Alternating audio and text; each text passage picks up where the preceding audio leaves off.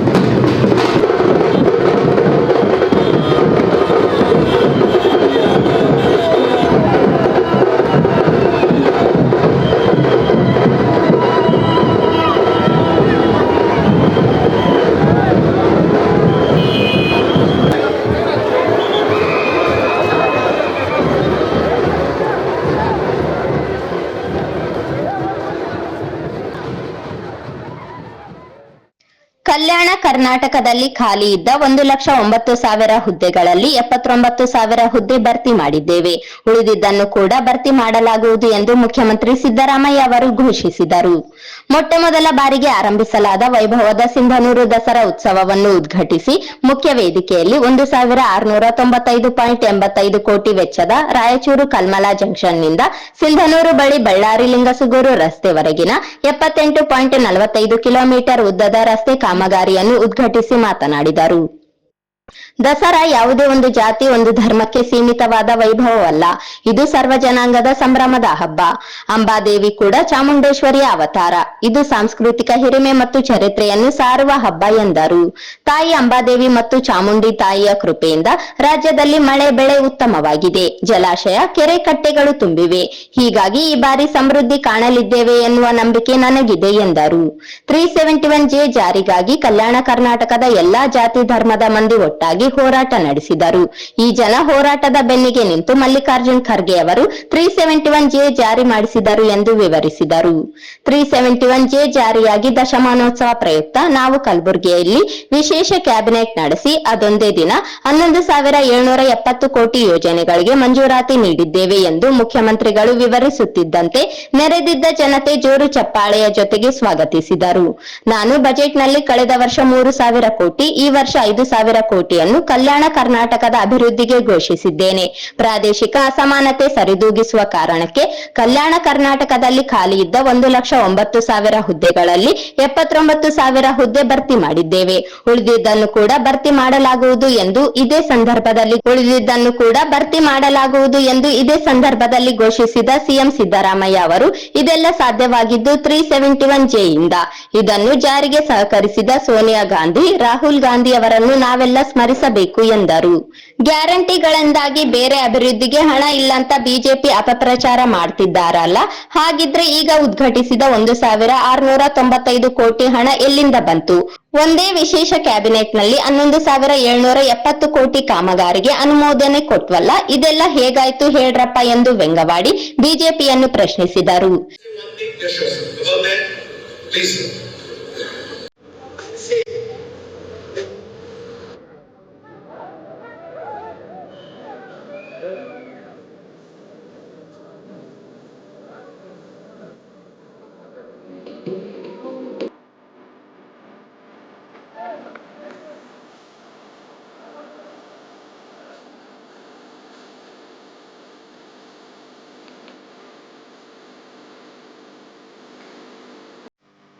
ನೆರವೇರಿಸಬೇಕಾಗಿ ನಾನು ಅವರಲ್ಲಿ ಸಿಂಧನೂರಿನ ನಾಗರಿಕರ ಪರವಾಗಿ ಗೌರವಾನ್ವಿತ ಮುಖ್ಯಮಂತ್ರಿಗಳಿಗೆ ಸಿಂಧನೂರಿನ ನಾಗರಿಕರ ಪರವಾಗಿ ಹೃತ್ಪೂರ್ವಕವಾದ ಅಭಿನಂದನೆಗಳನ್ನು ಈ ಸಂದರ್ಭದಲ್ಲಿ ಸಲ್ಲಿಸ್ತಾ ಇದ್ದೇನೆ.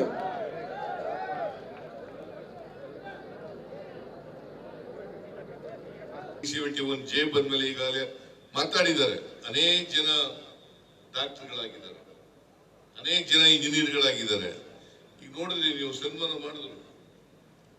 ಬರೀ ಸಿಂಧನೂರು ತಾಲೂಕಿನಲ್ಲಿ ಇರ್ತಕ್ಕಂಥ ತಹಸೀಲ್ದಾರರು, ಡಿವೈಎಸ್ಪಿಗಳು, ಅಸಿಸ್ಟೆಂಟ್ ಕಮಿಷನರ್ಗಳು ಯಾರ್ಯಾರು ಆಗಿದ್ದಾರೆ ಅಂತಕ್ಕಂಥದ್ದೆಲ್ಲ ನೋಡಿದ್ರು. ಇವೆಲ್ಲ ಆಗ್ಲಿಕ್ಕೆ ಕಾರಣ ಡಾಕ್ಟರ್ಗಳಾಗಬೇಕಾದ್ರೆ, ಇಂಜಿನಿಯರ್ಗಳಾಗಬೇಕಾದ್ರೆ,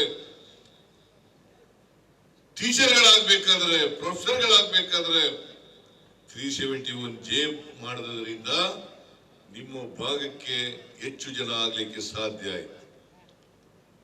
ನಾವು ಈ ಭಾಗದಲ್ಲಿ 1,09,000 ಹುದ್ದೆಗಳನ್ನು ಗುರುತಿಸಿದ್ದೀವಿ.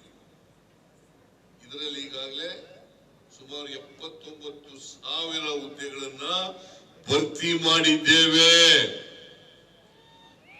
1,09,000 ಗುರುತಿಸಿ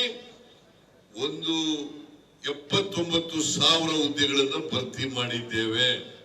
ಇದು ಉಳಿದಂತ ಹುದ್ದೆಗಳನ್ನು ಕೂಡ ಹಂತ ಹಂತವಾಗಿ ನಮ್ಮ ಸರ್ಕಾರ ಭರ್ತಿ ಮಾಡ್ತದೆ ಅಂತಕ್ಕಂಥ ಮಾತುಗಳನ್ನ ನಿಮಗೆ ತಿಳಿಸಲಿಕ್ಕೆ ಬಯಸ್ತಾ ಇದ್ದೇನೆ.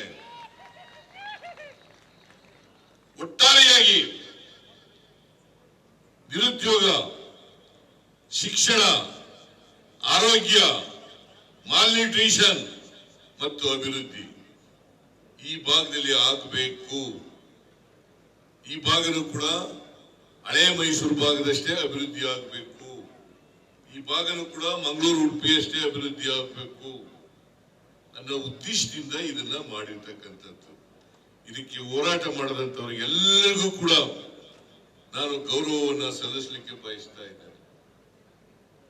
ವಿಶೇಷವಾಗಿ ಮಲ್ಲಿಕಾರ್ಜುನ ಖರ್ಗೆ ಅವರಿಗೆ, ಧರ್ಮಸಿಂಗ್ ಅವರಿಗೆ ಮತ್ತು ಈ ಮನಮೋಹನ್ ಸಿಂಗ್ ಅವರು ಪ್ರಧಾನಮಂತ್ರಿ ಆಗಿದ್ರು. ಆಗ 2013ರಲ್ಲಿ ಇದಕ್ಕೆ ತಿದ್ದುಪಡಿಯನ್ನ ಮಾಡಿಕೊಟ್ಟದ್ದು. ಈ ತಿದ್ದುಪಡಿ ಆಗ್ಲಿಕ್ಕೆ ಶಿಫಾರಸು ಮಾಡಿದವರು ಶ್ರೀಮತಿ ಸೋನಿಯಾ ಗಾಂಧಿ ಅವರು ಮತ್ತು ರಾಹುಲ್ ಗಾಂಧಿ ಅವರು ಅನ್ನೋದನ್ನ ಮರೀಲಿಕ್ಕೆ ಸಾಧ್ಯ ಇಲ್ಲ.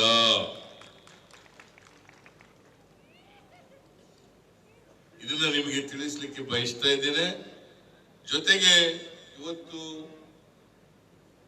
1,695 ಕೋಟಿ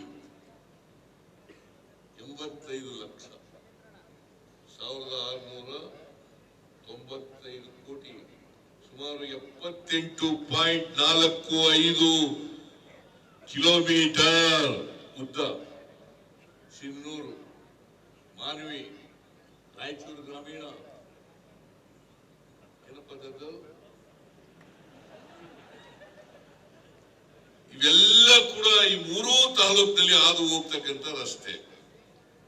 ಇದು 3 ವರ್ಷಗಳಲ್ಲಿ ಪೂರ್ಣಗೊಳಿಸ್ತೀವಿ ಅಂತಕ್ಕಂಥದ್ದು. ಈಗಾಗಲೇ ಟೆಂಡರ್ ಕರೆದು ಏಜೆನ್ಸಿ ಕೂಡ ಫಿಕ್ಸ್ ಆಗಿ 3 ವರ್ಷ ಅವಧಿಯನ್ನು ಕೂಡ ನಿಗದಿ ಮಾಡಿದ್ದಾರೆ. ಇದಾದ್ಮೇಲೆ ಬಹುಶಃ ನಿಮಗೆ ಸಾಗಾಣಿಕೆಗೆ ಹೆಚ್ಚು ಅನುಕೂಲ ಆಗ್ತದೆ. ಈ ಭಾಗದಲ್ಲಿ ಆರ್ಥಿಕ ಚಟುವಟಿಕೆಗಳು ಹೆಚ್ಚು ಆಗ್ತವೆ. ಈಗಾಗಲೇ ಏನು ಸಿಂಧನೂರು ಭತ್ತದ ಕಣಜ, ಮಾನವೀಯ ಭತ್ತದ ಕಣಜ, ರಾಯಚೂರು ಗ್ರಾಮೀಣ ಭತ್ತದ ಕಣಜ, ಮತ್ತೆ ಭತ್ತ ಸಾಗಾಣಿಕೆ ಮಾಡಬೇಕಾದ್ರೆ ರಸ್ತೆ ಬೇಕಲ್ಲ, ನಿಮ್ಗೆ ಒಳ್ಳೆ ರಸ್ತೆ. ಈ ರಾಯಚೂರು ಟು ಸಿಂಧನೂರು ರಸ್ತೆ ಮಾಡ್ಬಿಟ್ಟವ್ರು ಯಾರು? ಹಂಪನಗೌಡ ನಾನೇ ಮಾಡ್ಬಿಟ್ಟವ್ರು.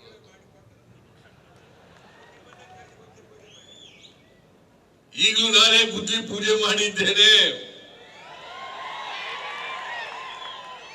3 ವರ್ಷದ ಅವಧಿನಲ್ಲಿ ಇದನ್ನ ಪೂರ್ಣ ಮಾಡಿ 4 ಲೇನ್ ರಸ್ತೆ, ಈ ರಸ್ತೆಯನ್ನ ಈ ಭಾಗಕ್ಕೆ ಕೊಡ್ತಕ್ಕಂಥ.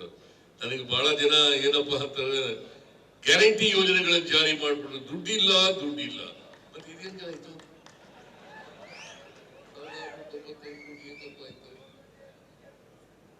ಅಭಿವೃದ್ಧಿಗೆ ದುಡ್ಡಿಲ್ಲ ಅಂತ ಅಪಪ್ರಚಾರ ಮಾಡೋದು. ಅಭಿವೃದ್ಧಿಗೆ ದುಡ್ಡಿಲ್ಲ ಅಂದ್ರೆ 5,000 ಕೋಟಿ ಹೆಂಗ್ ಕೊಟ್ಟೆ ಮತ್ತೆ ನಾನು ಹೈದರಾಬಾದ್ ಕರ್ನಾಟಕದ ಅಭಿವೃದ್ಧಿಗೆ 5,000 ಕೋಟಿ ಹೆಂಗ್ ಕೊಟ್ಟೆ? ಅಭಿವೃದ್ಧಿ ದುಡ್ಡಿಲ್ಲ ಅಂತ ಹೆಂಗ್ ಕೊಡಕ್ಕ? ಏನಪ್ಪ ರಾಜಶೇಖರ್ ಪಾಟೀಲ್, ಯಾವಾಗಲಾದ್ರೂ ಒಂದೇ ಕ್ಯಾಬಿನೆಟ್ ಮೀಟಿಂಗ್ ನಲ್ಲಿ 11,770 ಕೋಟಿ ಮಂಜೂರಾಗಿರೋದು ಇದೆಯಾ ನಿದರ್ಶನ? At a time, in one cabinet meeting, ಯಾವಾಗಲೂ ಕೂಡ ಆಗಿಲ್ಲ. ನಾನು ಯಾಕೆ ಈ ಮಾತುಗಳನ್ನು ಹೇಳ್ತಾ ಇದ್ದೀನಿ ಅಂತಂದ್ರೆ, ನಮ್ಮ ಸರ್ಕಾರ ಹೈದರಾಬಾದ್ ಕರ್ನಾಟಕ ಭಾಗದ ಅಭಿವೃದ್ಧಿಗೆ ಬದ್ಧವಾಗಿದೆ ಅಂತಕ್ಕಂಥದನ್ನ ನಿಮ್ಗೆ ತಿಳಿಸ್ಲಿಕ್ಕೋಸ್ಕರ ಈ ಮಾತುಗಳನ್ನ ಹೇಳ್ತಾರೆ. ಪ್ರಜಾಪ್ರಭುತ್ವದಲ್ಲಿ ಟೀಕೆ ಮಾಡಲಿಕ್ಕೆ ಇರಲೇಬೇಕು, ಟೀಕೆ ಮಾಡಲೇಬೇಕು.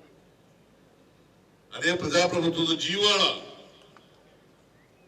ಭಿನ್ನಮತ ಇರ್ತಕ್ಕಂಥದ್ದೇ ಜೀವಾಳ. ಅದನ್ನ ಮಾಡ್ಲಿ, ಬೇಡ ಅಂತ ಹೇಳಲ್ಲ. ಆದ್ರೆ ನಿಮಗ್ ಸತ್ಯ ಗೊತ್ತಾಗಬೇಕಲ್ಲ, ಜನರಿಗೆ ಸತ್ಯ ಗೊತ್ತಾಗಬೇಕಲ್ಲ. ಆ ಸತ್ಯ ಗೊತ್ತಾಗ್ಲಿ ಅಂತೇಳಿ ಇವನ್ನೆಲ್ಲ ನಿಮ್ಗೆ ಪ್ರಸ್ತಾಪ ಮಾಡ್ತಾ ಇರ್ತಕ್ಕಂಥದ್ದು. ಅದೇನೇ ಇರಲಿ, ಈ ರಸ್ತೆ ಆದಷ್ಟು ಜಾಗ್ರತೆ ಆಗಿ ಜನಗಳ ಉಪಯೋಗಕ್ಕೆ ಸಿಕ್ಲಿ ಅಂತೇಳಿ ಆರೈಸಿ 3 ವರ್ಷದಲ್ಲೇ ಮುಗಿಸ್ಬೇಕು. ಕಾಂಟ್ರಾಕ್ಟರ್ಗೆ, ಚೀಫ್ ಇಂಜಿನಿಯರ್ಗೆ, MD ಗೊತ್ತಾಯ್ತೇನಪ್ಪ? ಎಷ್ಟು ದಿನ ಇರ್ತೀಯ ಅಂತ ಗೊತ್ತಿಲ್ಲ ನನಗೆ.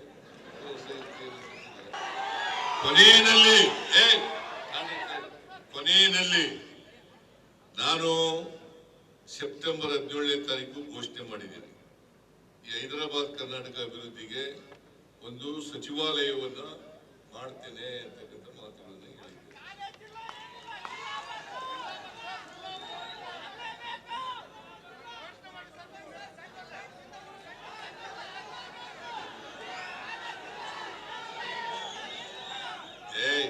ಸುಮ್ಮನೆ ಇಲ್ಲಿರೋದೆಲ್ಲ ಹೇಳ್ಬಿಟ್ಟು ಹೋದ್ರೆ ಆಮೇಲೆ ಮಾಡ್ಬೇಕಲ್ವ?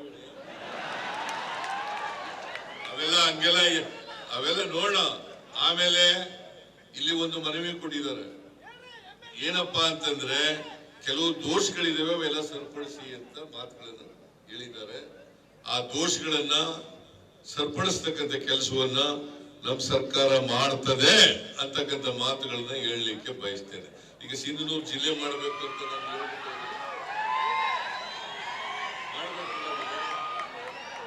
ಹೇಳಿದ್ರಿ ಅಂತ ನಾನು ಮಾಡ್ಕೊಳಕ್ಕಾಗಲ್ಲ. ಅದ್ರ ಬಗ್ಗೆ ರಿಪೋರ್ಟ್ ತರಿಸ್ಕೊಂಡು ಪರಿಶೀಲನೆ ಮಾಡ್ತೀನಿ. ನಡಿಯಪ್ಪ.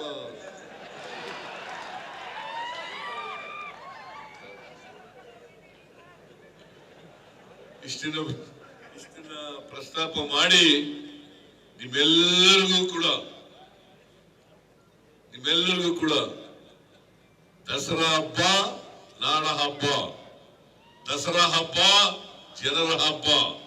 ನೀವು ಕೂಡ ಮೊದಲನೇ ಬಾರಿಗೆ ಸಿಂಧೂರಿನಲ್ಲಿ ದಸರಾ ಹಬ್ಬವನ್ನ ಮಾಡ್ತಾ ಇದ್ದೀರಿ. ದಸರಾ ಮಹೋತ್ಸವದ ನಾಡ ಹಬ್ಬದ ಈ ಶುಭಾಶಯಗಳನ್ನ ನಿಮ್ಮೆಲ್ಲರಿಗೂ ಕೋರಿ ನನ್ನ ಮಾತುಗಳನ್ನು ಮುಗಿಸ್ತೇನೆ. ಜೈ ಹಿಂದ್, ಜೈ ಕರ್ನಾಟಕ. ಇಂಥ ಹಬ್ಬವನ್ನ ನೀವೆಲ್ಲರೂ ಕೂಡ ಸೇರಿ ಒಟ್ಟಿಗೆ ಪಕ್ಷ ಭೇದ ಮರೆತು ಪಕ್ಷಾತೀತವಾಗಿ ಹಬ್ಬ ಮಾಡ್ತಾ ಇರ್ತಕ್ಕಂಥದ್ದು ಬಹಳ ಸಂತೋಷದ ವಿಚಾರ ಅಂತೇಳಿ ಮತ್ತೊಮ್ಮೆ ನಿಮಗೆ ಹೇಳಲಿಕ್ಕೆ ಬಯಸ್ತಾ ಇದ್ದೇನೆ. ಜೊತೆಗೆ ಈ ದಸರಾ ಮೈಸೂರಿನಲ್ಲಿ ಅಷ್ಟೇ ಅಲ್ಲ, ಅನೇಕ ಜಿಲ್ಲೆಗಳಲ್ಲಿ ಇತ್ತೀಚೆಗೆ ಅನೇಕ ತಾಲೂಕುಗಳಲ್ಲಿ ಆಚರಣೆ ಮಾಡಲಿಕ್ಕೆ ಪ್ರಾರಂಭ ಮಾಡಿ.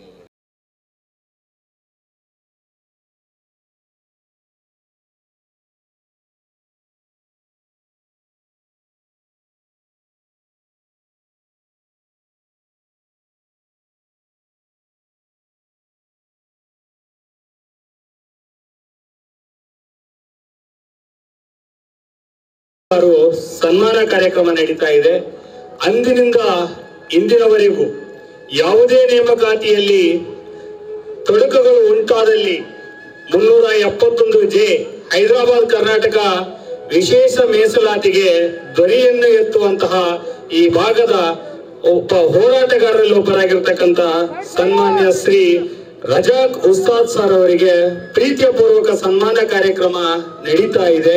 ಅದೇ ರೀತಿಯಾಗಿ ಈ ಒಂದು ಕಾರ್ಯಕ್ರಮದಲ್ಲಿ ಈ ಒಂದು ಹೈದರಾಬಾದ್ ಕರ್ನಾಟಕ ವಿಶೇಷ ಮೀಸಲಾತಿಯನ್ನ ಅನುಷ್ಠಾನ ಮಾಡುವಂತೆ ಒತ್ತಡ ಹೇರಿ ವಿವಿಧ ಜಿಲ್ಲೆಗಳಿಂದ ಮುಖಂಡತ್ವವನ್ನು ವಹಿಸಿಕೊಂಡಿರ್ತಕ್ಕಂಥ ಎಲ್ಲ ಹೋರಾಟಗಾರರಿಗೂ ಮಾನ್ಯ ಮುಖ್ಯಮಂತ್ರಿಗಳು, ಸಚಿವರು ಹಾಗೂ ಎಲ್ಲ ಶಾಸಕರಿಂದ ನಾಗರಿಕ ಸನ್ಮಾನ.